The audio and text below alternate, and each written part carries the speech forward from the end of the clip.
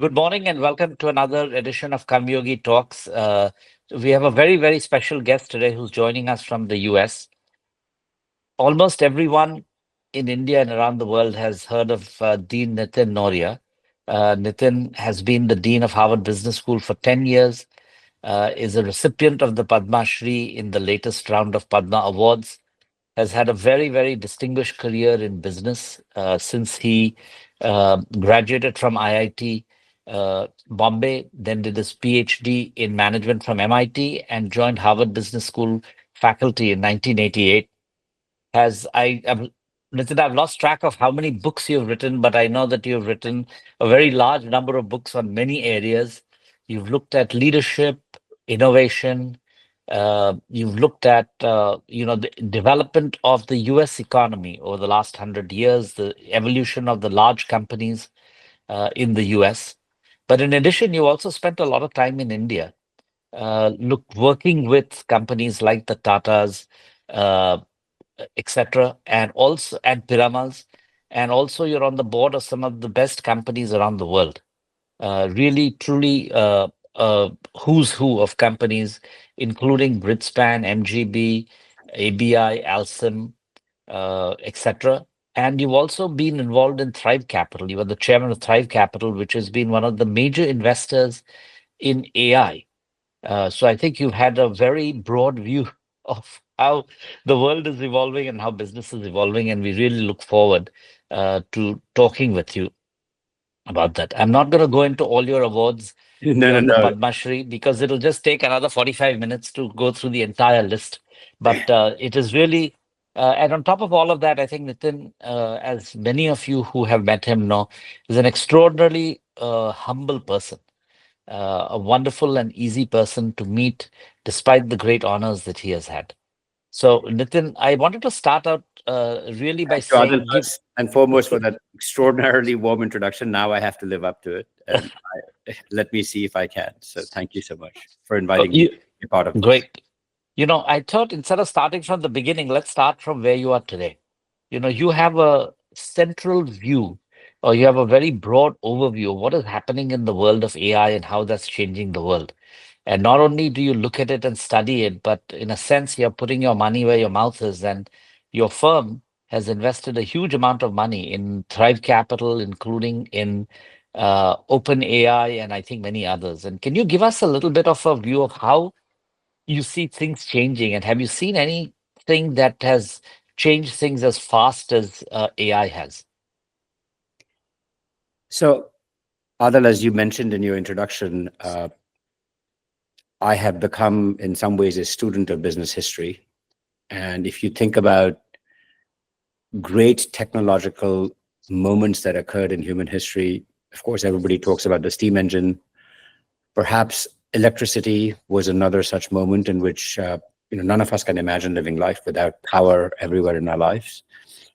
And then in the 1980s, we saw the rise of semiconductors and then the birth of the personal computer.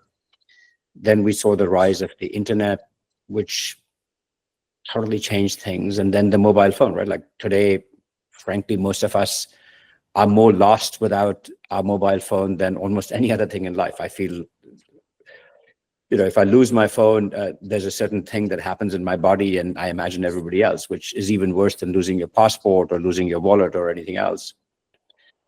I think the AI wave is as profound and perhaps even more profound than any of these shifts that have changed society in such powerful ways. And the challenge with many of these things is that when they first begin, you don't really have a full vision of how big this could be. So you might remember, because I think even McKinsey and other consulting firms were famously involved in trying to predict what the demand for mobile phones would be. And I think the early predictions for mobile phones were that, it would be a toy for rich people or for people in the military, because this was not a device that the common person could afford. And now in India, there's not a single person who doesn't own a phone. So in the same way, I think that already the adoption of artificial intelligence is the fastest curve that we have ever seen in the adoption of any technology in human history. So ChatGPT has reached 100 million monthly users faster than Google, faster than TikTok. So it's just worth keeping in mind just how rapid the adoption has been. So today, the adoption is very much at a individual consumer level. We haven't yet seen, even though enterprises have begun to adopt it, we haven't seen the full scale impact of artificial intelligence in companies. But I think it's going to be profound. It's going to be profound in terms of how we work. If you think about what the first generation of machines did, they first replaced human labor. So people used to, before the advent of machines, everything was done by hand. Then we had the benefit of machines. Now, in the last, since information technology has emerged, we have been able to do so many organizational processes by putting them into software. Now, I think artificial intelligence will just be a companion for how we think, how we imagine, how we create. It's going to change every job. So even existing jobs I can't imagine a person 5 years from now who will be able to do their job without in some ways using artificial intelligence. I think it's going to, as all technologies do, some jobs will become obsolete. Some jobs will be enhanced by virtue of artificial intelligence, but many, many new jobs might be created too, right? Today, we talk about social media influencers, we talk about network engineers, we talk about front-end, back-end software engineers. I mean, these are jobs that did not exist 20 years ago. And they have become, like, take the entire Indian industry of TCS, right? Like TCS and the software industry in India is a 30-year-old phenomenon. So it's just worth remembering that this, one of the largest industries in India, barely existed 40 years ago. So we should all be ready for fairly dramatic impact of AI in our lives. And the earlier everyone begins, the better off they'll be. So Nitin, how do you think how do you think companies should prepare for this? And are you seeing some elements of what you said? This is a profound change. It'll affect everybody. What do you see companies doing about it? You talked about individuals using it, right? You talked about individuals who have subscribed to ChatGPT, and I'm going to come back to that. But what do you see companies, organizations, governments, how are they preparing for this? So where are you seeing examples of where people are really taking an aggressive and forward-thinking view on it? So I think the first step that many companies take, which I think is a progressive step, is to create a sandbox of sorts in which there's a ChatGPT or Gemini or any of the Anthropic, any of the many now LLMs that are available, to create an opportunity for employees to feel that they can use it safely using the data of the company. Because otherwise, if people are using the public version of these models, companies are rightly concerned that the data that they own, that is their own, will become a part of these companies, the generalized models. So creating a safe architecture in which these technologies can be used by employees within their companies or within the organization or within the government is a really important first step, because then these concerns about ownership of data, data privacy, companies' confidential information not going out into the world is protected. In these sandboxes, you then see an enormous amount of experimentation that can occur. I can just tell you at Harvard Business School itself or at Harvard University, there are faculty members who are now using AI for everything. And then there are, of course, other people who are banning their students from using AI for anything, right? So you see the full range of ways in which people then end up using these technologies, from being very anxious about them to actually becoming fully experimental about it. And I've always felt that in all organizations, we're often led by the people who are the entrepreneurs, the people who are the most intrepid, the people who are willing to get to the frontier more quickly. And it's their experimentation that then allows the rest of the organization to catch up with them and move forward. So just even in India, I've had the privilege for a very long time of working with the Piramal Group. And within Piramal Financial Services, they have now started to encourage people to develop their own applications using OpenAI, right? So it used to be the case that the internal IT team would get 1,000 requests for making changes in how people would do things. And, IT teams are limited for time, so they create a stack ranking of what projects they'll work on. And some projects they'll say, you come back in 1 year and then I will do your little IT project on it. Now with OpenAI, they've actually taught people to code, and they say you can build your own app to do the thing that you want, and I'll teach you how to do it. And hundreds of such applications have been built by people in the company. They recently put out their first marketing advertising during actually last Diwali, and that ad was completely produced using AI. Wow. They have now started to have customer service agents that can talk to their customers that are completely AI. Now, if you don't like the answers that the AI is giving you, you can switch over to a human being. But they're discovering that in many cases, people enjoy talking to the AI more than they enjoy talking to the customer service agent. So these are just some examples of how even in Indian companies, AI is being adopted by first creating this experimentation, then finding these specific use cases, whether it's marketing, whether it's customer service. Soon we are seeing in consulting firms, we're now seeing how presentations, report writing, first drafts are being done with an analyst working with an AI.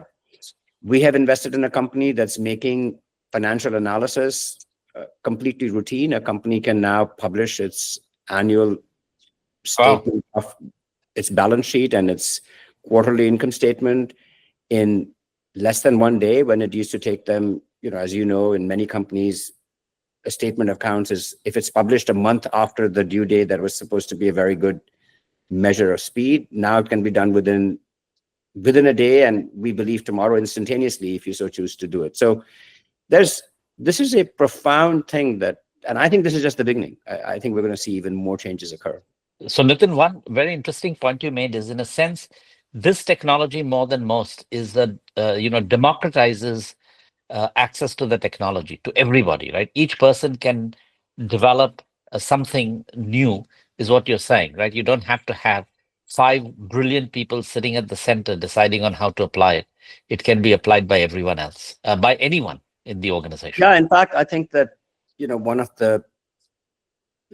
if there's anybody who's, the people who are listening on to this podcast, I would say to them, if you're not using ChatGPT or some version that you like, I'm personally attached to ChatGPT for reasons that our company Thrive is an investor in OpenAI, but all of the LLMs are pretty exceptionally, very, very good. You should be using it yourself. You should be figuring out a way to allow it to give you superpowers at work. You should be using it in your personal life. I have to confess that I missed the entire social media generation. I was never on Facebook. I never joined TikTok. I never joined any of these things. But today I use ChatGPT maybe 3 to 4 hours a day. 3 to 4 hours a day. Wow. It has Wow. literally become a companion. When I write, I use it to critique my writing. There are times if I'm staring at a blank sheet of paper and I want to get beginning, all writers face this risk that you stare at blank sheets of paper for a long period of time before you get going. And I've had the most productive and fertile time in my life in terms of my intellectual life in the last year and a half as a result of ChatGPT becoming a part of my life. And that doesn't Wow. mean that I'm using ChatGPT to write anything. In the end, I write it, but it's become just this great companion. It's like the best editor that you carry with you all the time. So, Nitin, just on that, I know that we want to hear from you, but I just want to highlight two things about India. Maybe you can comment on it. Number one, Honorable Prime Minister used AI and ChatGPT a year ago and continues to use it, which I'd like all of our listeners to remember. Prime Minister's use of AI is an extraordinary example of what makes this technology different. I think in the past, we used to say, that unless I'm a techie or unless I'm a young person who grew up in this generation, this is not a technology for me. The amazing thing about this technology that is so easy to use, and in the next little bit, you can even use it with a voice interface. You may be able to use it just like I'm talking to you here. You can use it in a conversational manner. So there is no reason for anybody whatsoever to not be using this technology. It is the easiest technology to use. Nitin, so I wanted to just highlight one, honorable PM and many ministers are using it, and PM encouraged the ministers and the uh, and the bureaucrats to use it. And I think you'll be happy to know that 1.4 million Indian bureaucrats have been trained in AI. That is amazing. That gives me so much hope and so much excitement, because I really believe that the individuals, the companies, the organizations, the countries that will get ahead in this race are the ones who end up being power users of this technology. This is not a technology about developing the technology. That already is being done by many, many people around the world. Happily, the technology will be available to anybody quite inexpensively. So I think that the better you become as users of this technology, the more advantage you'll be able to derive from it. So it's really exciting to hear that so many people in the Indian government have started to use this technology. That makes me feel optimistic that India will end up being a leader in the use of this technology. I think we can both pat ourselves on the back, and it lays out the challenge, right? We have to get another 10 million Indian civil servants to get trained in this technology, which we will do this year. But at least 1.4 million, I think, have been trained, and I don't think any other country has had such a major effort. So I think you are reinforcing that this is a technology that democratizes access to technology, and that it should be made available to everyone, and everyone can use it in ways that nobody can imagine, right? Every Yeah. individual can imagine that. I wanted to switch, Nitin, a little bit from the present to quite far back in the past, in a sense. You've done a lot of work on research on the growth of the US economy and the growth of the major corporations and business leaders in the US, right? You've looked at it over many, many decades. And can you talk a little bit about what you learned in terms of leadership and individuals at that time? And then I want you to come back and talk about what you see in terms of companies and leadership in India today. So I wrote a book called In Their Time, which was a study of uh, 1,000 very prominent business leaders in American history over the course of the 20th century. And so these were people who each in their decade were recognized for having done something important in business. So I chose 1,000 business leaders. And what you discover from...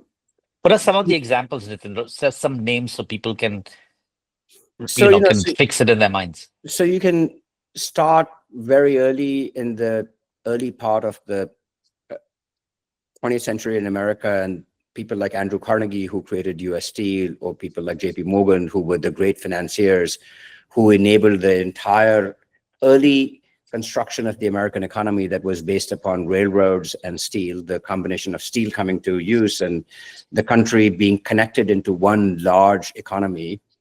And an important lesson that we're seeing right now in India, by the way, of just the power of building infrastructure that connects the entire nation. This was something that ended up happening very early on in the United States, which I think gave America its exceptional strength in the 20th century, that it became one large interconnected economy, which took, if you think about Europe, even though Europe was a very prosperous nation, each economy with its own, it was not connected. So there were these early pioneers. Then you go into the 1920s and you see the rise of people like C.W. Post and Kellogg, who created things like breakfast cereals, which, consumer packaged goods of various kinds, Coca-Cola, companies like that come to the fore. Then you go to the 30s and you have people like Disney and others who start to create the movie industry in the United States. Then you go into the 40s and you have the emergence of World War II, and you see the rise of defense companies and things like that. And in the 1950s, America becomes suburban, and there's a guy that nobody might know called Levitt, who built all the suburbs. He created, if you will, housing in India that we today think of as housing in the second-tier cities. Levitt created all the suburbs of America, and that was one of the most powerful things that happened in terms of the development of the American landscape and how Americans started to live. So the idea of having a suburban home with a picket fence and a dog and washing machines and cars and everything else was something that Levitt is a person who enabled. And then in the 1960s, you start to see another extraordinary person who makes an invention that today we think of as commonplace. But this is the person who made the shipping, it was literally the containers that we today take for granted. It's important to remember that material used to not be shipped on containers.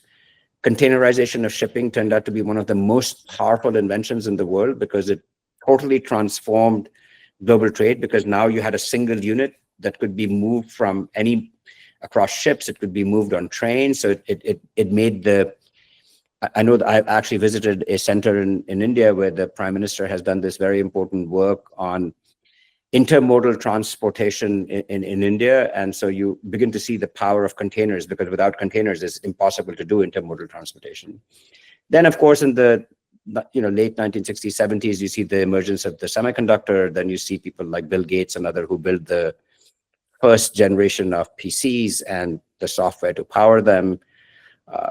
And then, of course, you see the emergence later on by the end of the 20th century of people who are important, like Mark Zuckerberg and Oracle, and to start to build what we today see as the next great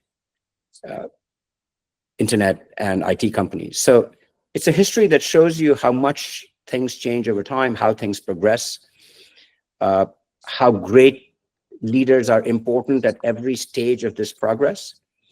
But the biggest lesson that I learned from doing the study is that progress is not linear. You should think of it as a series of eras, each of which creates the foundation for the next one. That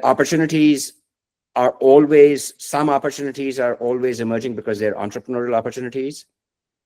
After they're entrepreneurial, so I'll just give you the serial example. At one point in Battle Creek, Michigan, believe it or not, in the United States, how many cereal companies do you think there were,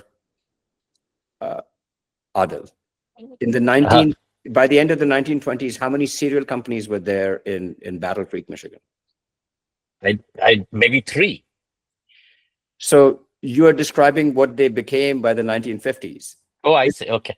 When they started, there were 300 plus cereal companies in one town of Battle Creek, Michigan alone, right? So entrepreneurship often has this quality, which is early on, there's a flurry of activity. Something new occurs, people find a trend, thousands of companies emerge to do something. By the way, the same thing was true of the automotive industry in the US. There was a time when in and around Detroit, there were hundreds of car companies. And then at some point, society says, now we know what it is that you're innovating around. Now give me a standardized version of this product that is reliable, that is safe, that is secure. And oftentimes these industries coalesce into 3 to 5 players. So the same thing happened in the automotive industry. The same thing happened in cereals, where by the 1950s, there were 3 great cereal companies left in the United States. And so you see this pattern across industries, which is you start with a flurry of entrepreneurs. Then at some point, you have managers who learn how to take these companies and build them to their fullest scale and scope. And then these companies fall into decline. So you take, for example, the steel industry in the United States. At some point, the demand for steel just wasn't enough to sustain the entire steel industry in the United States. And then you need people who are consolidators, who know how to make things more efficient, who take the existing industry, learn how to restructure it. So very different kinds of leadership are required at different phases of an industry. Very different kinds of people tend to undertake these roles at different points in an industry's evolution. So I concluded from that book that at any stage in an economy, you need entrepreneurs who are building the new things. You need exceptional managers who are taking things that have already been established as being important to society and know how to take them to their fullest scale and scope. So these are the people who know how to drive things to their maximum scale and scope. And then there are people who need to do restructuring, right? Like we should not think of the restructuring people as bad people in the economy, because That's how we take resources that were today deployed to things that we don't need and make sure that that can be redeployed to better uses going forward. So this permanent creative destruction of an economy, and I say creative destruction because things are being created at the same time as things are being destroyed, is an important part of the vitality of a great economy, as well as the vitality of individual leaders. That's very interesting, Nitin, because you said all three kinds of leaders are required. Is it in the development of a country, as you can see India in its development over the last 20 years that you have seen, does it need more of one kind of leader than the other? Is the balance the same? And with every new technology, do you see a greater flurry of more entrepreneurial leaders than managers? How does that cycle play out, and what do you see in India? So I think that in India, right now, my view is that our nation is still, even though we're now 75 years old and the Prime Minister has challenged us all to make sure that by the time of our first of 100 years of independence, that we will be a nation that will be independent in every sense, economically independent, independent in our geopolitical power in every imaginable way, which is a laudable vision. All of us who are of Indian origin or who certainly work in India should be proud of that vision if we can accomplish it. I think we're still a young nation, relatively speaking.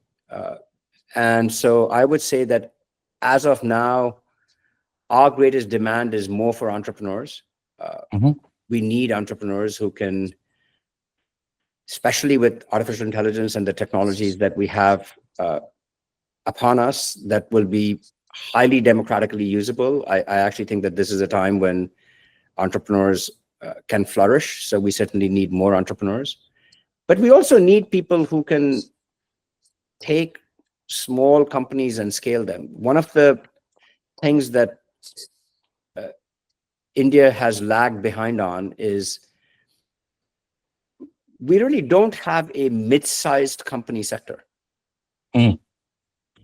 So we have very many small and medium small enterprises, and small meaning less than 5 employees. We have some of the best scaled companies in the world. So if you think about places like the Tatas or Reliance, or there's so many companies in India that can compete with anybody in the world when it comes to the large end of the economy. But what we're missing are entrepreneurs who know how to take a small company and make it mid-sized. And that is often the real strength of an economy. So in America, mid-sized companies, which is companies that are from $100 million of revenue to $1 billion of revenue, actually account for the majority of the employment in the country. These are the companies that drive the competitiveness of the economy. I think this is a very important thing that we need to find a way to help improve in our country, which is to allow the 5-person company to become a 100-person company, the 100-person company to become a 500-person company. Because if we have this robust middle sector, that will both challenge this larger companies to remain competitive because they will be nipping at their heels, if you will. And it will create an aspiration for someone to be an entrepreneur because they know that they're not going to be stuck just running a small mom and pop shop, but they have the opportunity to build something that is quite meaningful, because not everybody can build, even though we should be very proud of our entrepreneurs like Mr. Adani or Mr. Ambani or Mr. Tata or the Birlas, who built these great scale companies in India. Not everybody will be able to build a company like that, but we need many, many more entrepreneurs who can even build mid-sized companies in our country. Nitin, that's very useful. Can I ask you in your since you worked in India with many of these companies over the last 20 years, what have you seen in the last 20 years in terms of the emergence of Indian companies? And you said some of them can compete anywhere in the world, etc. What have you seen change that has allowed companies like that to emerge or have enough emerged? So, I had the great privilege of being born in a family where my father was a manager. He worked for a company called Crompton Greaves, and I remember in the economy, he started something to his people in his company, that we have moved from a seller's economy to a buyer's economy. Nitin, 1 second. I think we lost you when you said my father was a manager in Crumpton Greaves. Can you just repeat that part, because we lost the net at that time? Okay. So, I had the great privilege of growing up in a family where my father was a manager. He used to work for Crumpton Greaves. And I remember distinctly, you come of age at a particular moment, and I came of age when India was just getting liberalized. So that's when I became an adult. I remember my father saying to people in his company that we have moved from a seller's economy to a buyer's economy. And what he meant was that in a seller's economy, as long as you had an industrial license to produce, whatever you produce got sold. Now you had to compete to produce for the customer, which meant that you had to produce quality, and you had to produce quality at an ever reducing price, because that's what the Japanese showed the world that we could do. That's how the Japanese became competitive against the United States. So I think that over the last 30 years, Indian companies have learned how to do that. We have learned how to operate in a buyer's market in which the buyer wants a competitive product. And because the Indian consumer is a specially demanding consumer, I think operating in a buyer's market in India makes you specially competitive, right? Like, so we offer telecommunication services at the cheapest rates in the world. High quality products that can be made in a very cost-effective manner is one of the areas in which India has gained great strength by virtue of the liberalization that occurred in the economy in the 1990s. I think now the challenge for our companies will be to push innovation, to be what, if you think about LG started off as being a company that people used to say made American TVs cheaply. Now, America can't make the TVs that LG makes, right? So we have Nitin, to. you mean LG? By LG, just to clarify for our viewers, it's Lucky Gold Star, which Yeah, is which a I think, Korean company, right? yeah, which television sets that we use in India, their washing machines we use in India. So all of us now have their products. But I'm just saying, just 20 years ago, we used to think of these Korean companies as doing nothing but making standard products that were cost effective.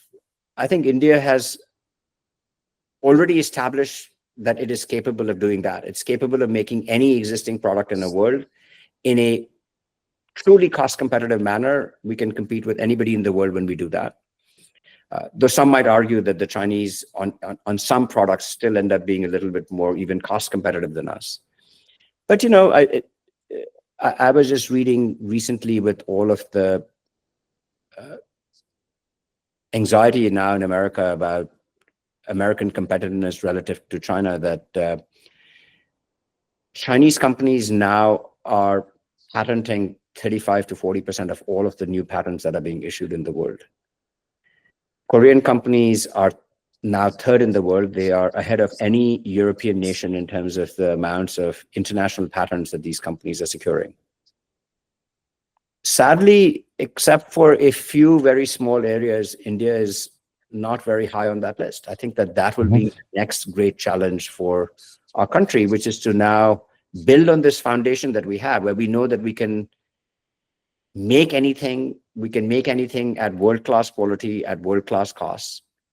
But we have to now make the next thing that nobody can imagine. We have to invent the next set of products and services for the world. And there's no reason why our inventiveness, our jugaad cannot be applied to making new things as opposed to just making existing things more effectively.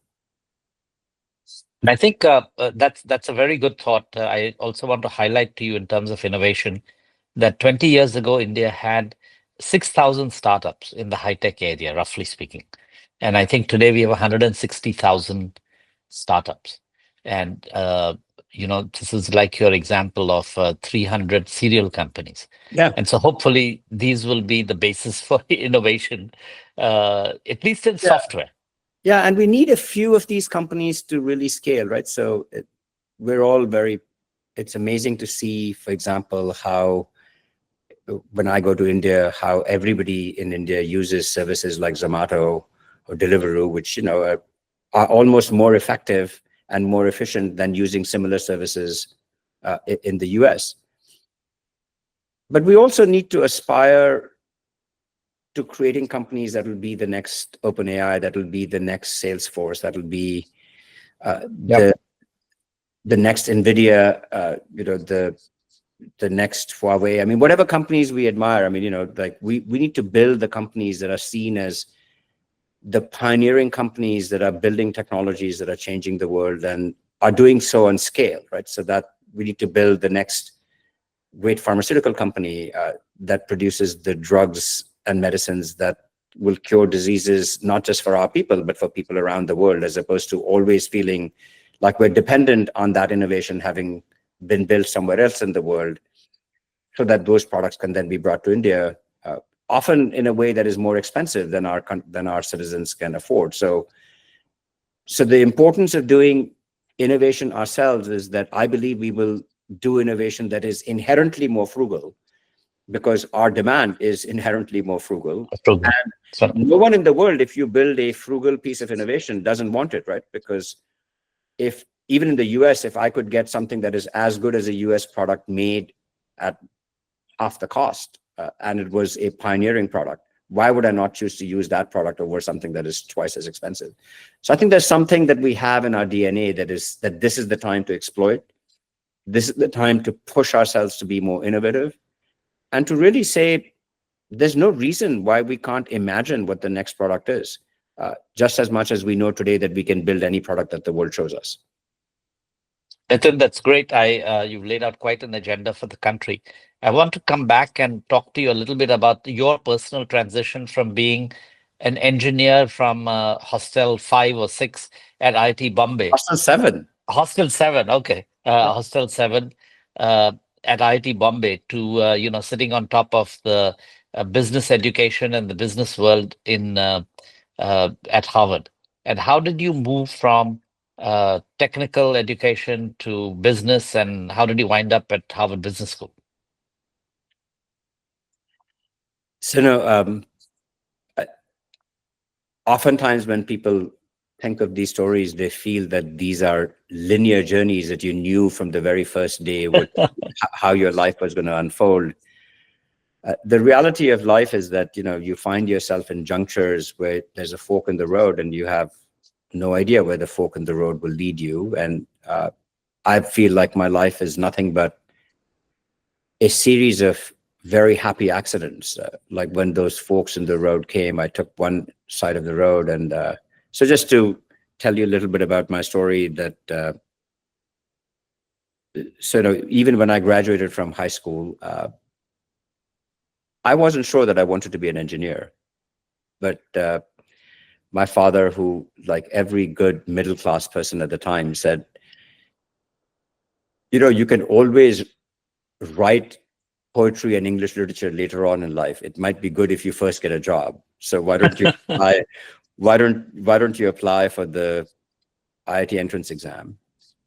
And I remember sitting for the IIT entrance exam, and at the end of the first exam was mathematics, and at lunchtime, my father had come to just visit me to get me something to eat. And I said, there's no point in my continuing in the exam.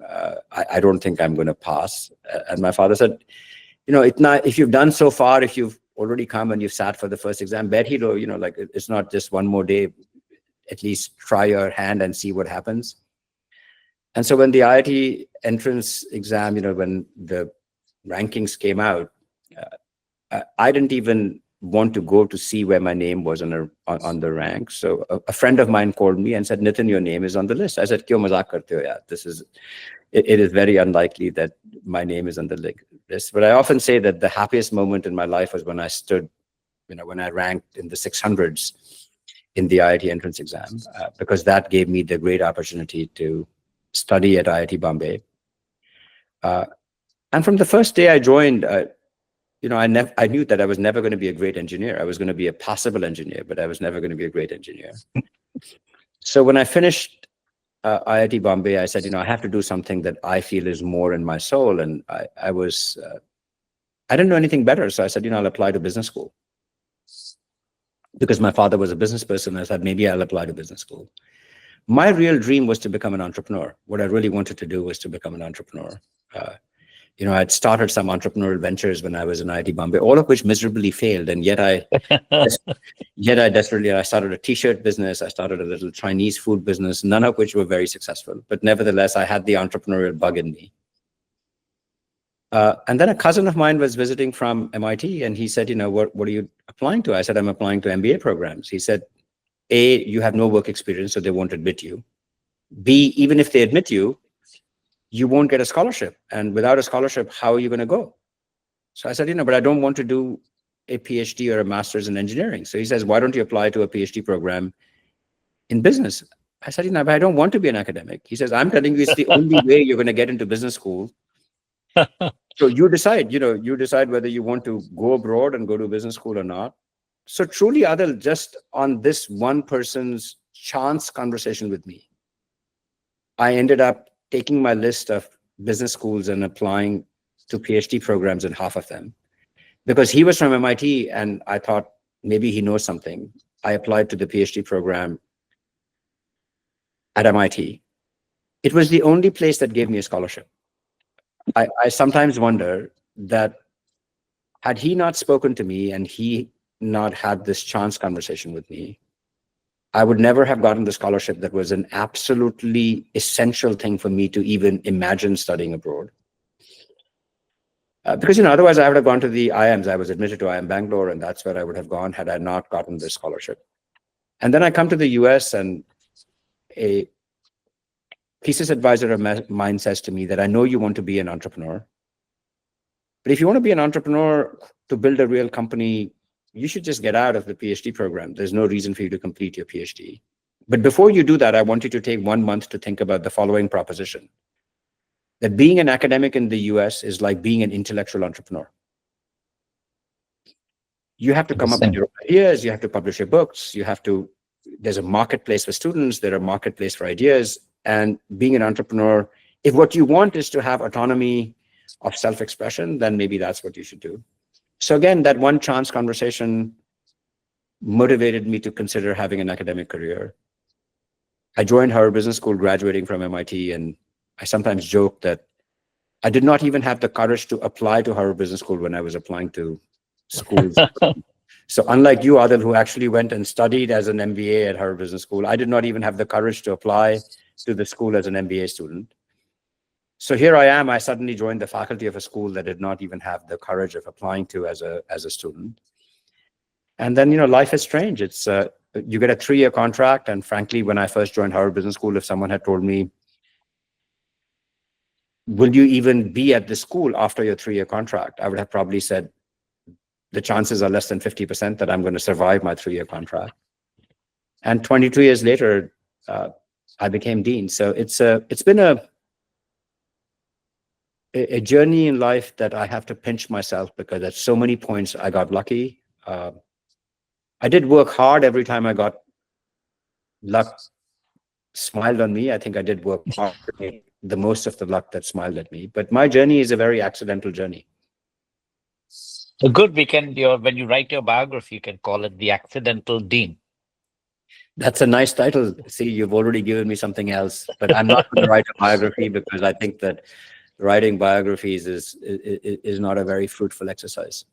So Nitin, you're a great example of, despite being a failed entrepreneur, we wish that all of us who are failed entrepreneurs can do as well as you in something else, isn't it? Yeah. So I think that one thing I've learned from studying business leaders is that everybody encounters failure in their life.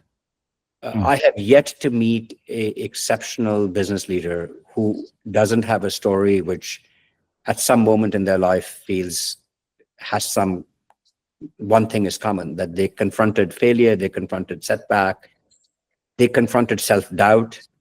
At times they felt alone. And yet the energy and the will to keep moving forward, to not feel like these setbacks in life are permanent setbacks, but to recognize that setbacks are opportunities from which you can learn to pick yourself up, recover, and try again. Uh, I hope that all of the people who are listening to this will at some point recognize that in their life journeys too, there will be setbacks. There will be things that feel like this is a dead end. Where do I go from here? And yet, there's always opportunity around the corner. If you pick yourself up, if you look, if you end up even trying things like I did that were not even things that I imagined I would do, right? Like applying for a PhD program was nothing that was on my cards till this chance conversation with a cousin.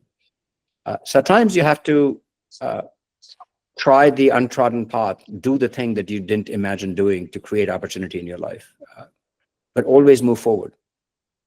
Nitin, I had, I've listened to you at convocation speeches, of which you've given many. And, there are thousands and thousands of Indian students who are now graduating from IITs. From the year that you graduated, probably there were 1,500 or 2,000 students graduating from IITs in India. I think today we are at 25,000 or something like that across all the IITs. Maybe I'm a little high, but a very large number. And so, what would you tell the young graduates from IITs? You've had the experience of both IITs and seeing the world after that. If you were making a convocation speech to the entire batch of IITians who are graduating with BTechs and MTechs, what would you tell them? I mean, that you know that when I was graduating, I felt the opportunity to apply myself as an engineer and to really benefit from the engineering education I had felt more limited to me. Today, if I was graduating, I would just feel that the opportunities as an engineer are extraordinary, both in our country and anywhere else. This is an age in which technology is such an important part of our lives. And I hope that many of these people will pursue the ambition of developing a piece of technology that will be revolutionary, that will be innovative, that will be imaginative, that will be the first such thing that they can hold in their hands and say, I built something that is new to the world. I built it as an Indian. It's something that will change the lives of my fellow citizens, but will also be a product or a service that everybody in the world will choose to use. So they will be the people who will think of themselves as the Bill Gates of the world. They will be the people who think of themselves as the Mark Zuckerbergs of the world. They will be the people who think of themselves as the Jensen Huangs of the world. After all, these are engineers who started off in the same way as all of you, or as all of these engineers, and showed the world the remarkable things that they can do. There's absolutely no reason why from this generation of Indian technologists, we should not see the future pioneers of the world. Nathan, that's a great quote from you, which is that from this graduating class, you want to see the Indian Bill Gates, Mark Zuckerbergs, and Dennis Huang's emerge, and Sam Altman's, I take it, Yes, emerge absolutely. from this group. That's a great ambition. And on that note, Nitin, I want to thank you for expanding everybody's minds on what is going to come, what will happen. I want to just end on one other note, which is, a large part of our audience are civil servants, which includes the Central Reserve Police Force, all the people in railways, all the ASHA workers, everybody. Indian civil service is almost 20 plus million people. And, if you had a parting comment or a parting aspiration for them, what would that be? So the first thing I want to say to uh, all of you is thank you. Uh, our nation is grateful for your service. Serving your fellow citizens is one of the most noble things that anybody can do. Uh, this is the group of people that we rely upon in our country to provide that service. So first, I would say, know that the nation is grateful for your service. And second, I would say that we have an extraordinary opportunity as a country to become once again one of the truly leading nations in the world. We already are at the cusp of that. We're now the third largest economy. The world is looking to see what India will do, the example that we might set for the world. So all of you have an opportunity in your lifetime to make our nation what we would all wish our nation to be, a truly prosperous global leader in the world. And that future is in your hands. So I hope you will make the most of it. Nitin, thank you very much. I know we woke you up at some ungodly hour to do this. As usual, you've been clear, concise, humble, and have given a great challenge to all of us. So thank you very much, Nitin, and we look forward to continuing our conversation someday. Thank you so much for inviting me, Adil. Take care. Thank See you. you. Bye Bye. bye.